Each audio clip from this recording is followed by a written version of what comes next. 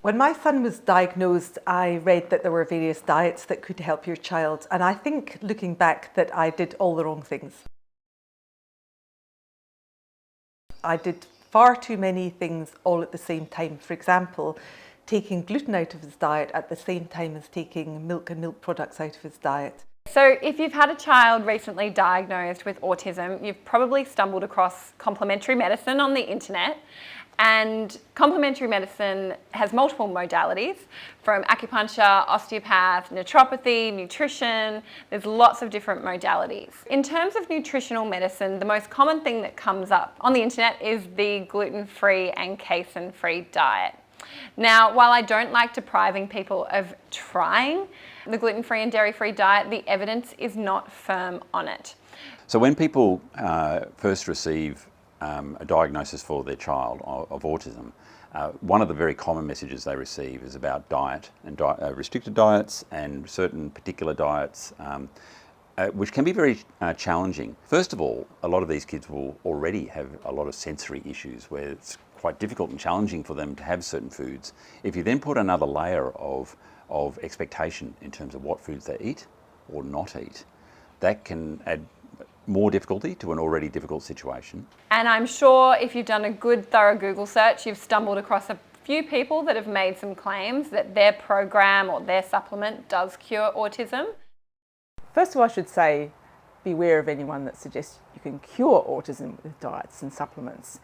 Although it is really tempting to think that you can change your child's diet and it'll have a big difference, usually it won't, and you can con yourself into thinking that it does. I think it's important to really have somebody else who's looking at your child's behaviour, not just yourself, and then to give it plenty of time. It's really easy to make your life a complete misery by doing these diets. There's lots of literature around nutritional deficiencies in the autism population.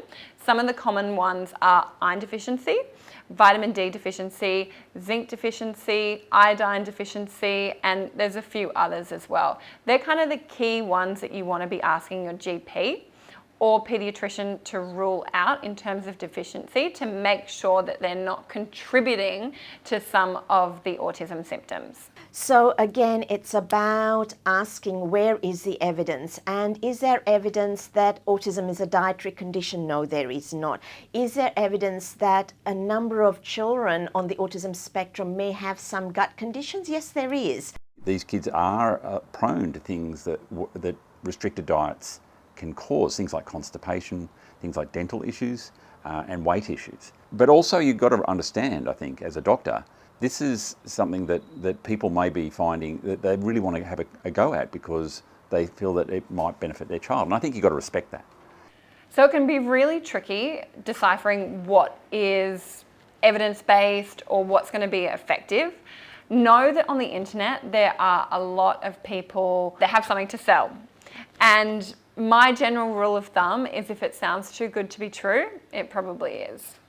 One of the issues about pursuing an alternative approach, including dietary approaches, is that it can be a bit of a sponge in terms of your money and your intellectual effort and your emotional effort.